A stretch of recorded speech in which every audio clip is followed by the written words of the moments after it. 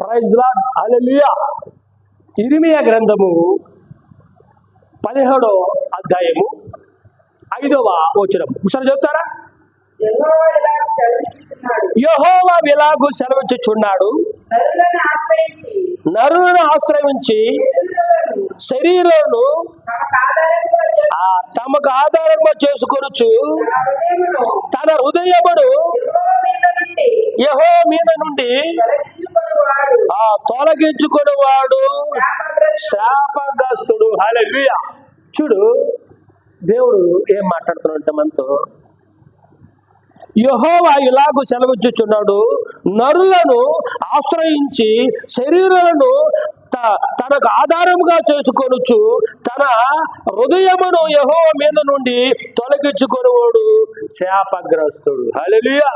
కొంతమంది అన్ని ఉంటే దేవుణ్ణి మర్చిపోతారు. హల్లెలూయా. అన్ని ఉంటే దేవుని మర్చిపోతారు. ఇంక దేవుని పని, లోకంలో అందరూ మనకి ధనం ఉంది కాబట్టి అందరూ బాగున్నారు, అందరూ గౌరవిస్తున్నారు, అందరూ మనల్ని నలుగురులో ఒక గొప్పతనంగా పెడుతున్నారని చూపిస్తున్నారని దేవుని మర్చిపోతారు. హల్లెలూయా. మర్చిపోయి ఆ శరీరం వాళ్ళు అందరూ కలిసి వాళ్ళు చూసుకొని వాళ్ళు మురిసిపోయి ఏం చేస్తారు, ఇంకా వాళ్ళు ఇష్టానుసారంగా నడుచుకుంటా ఉంటారు. హల్లెలూయా. వాళ్ళు ఇష్టాచారంగా నడుచుకుంటా ఇది ఇటు చేయడము ఇది కరెక్ట్ కాదు అని కూడా గమనించుకుంటా వాళ్ళ జీవితాన్ని కొనసాగించుకుంటా ఉంటారు. అలా జీవించి ఒకనాటికి మనం నిద్రించినప్పుడు దేవుని రాజ్యంలో పోలేము. హల్లెలూయా.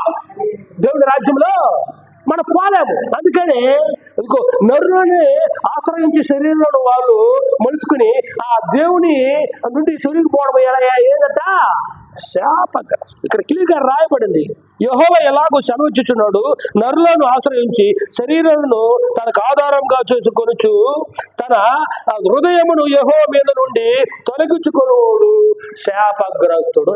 హల్లెలూయా. చూడు, ఒకసారి మనము జీవితాన్ని ధనం వచ్చినప్పుడు అప్పుడే మనం చాలా జాగ్రత్తగా విచారించాలి. ఎందుకంటే అన్ని ఉన్నాయి, మనకి అన్ని ఉన్నప్పుడు ఏమొస్తుంది, గర్వం వస్తుంది. హల్లెలూయా. ఆ గర్వం మనలో రానుకుంటా అప్పుడు దేవునికి, దేవా నాలో గర్వం రాకూడదు.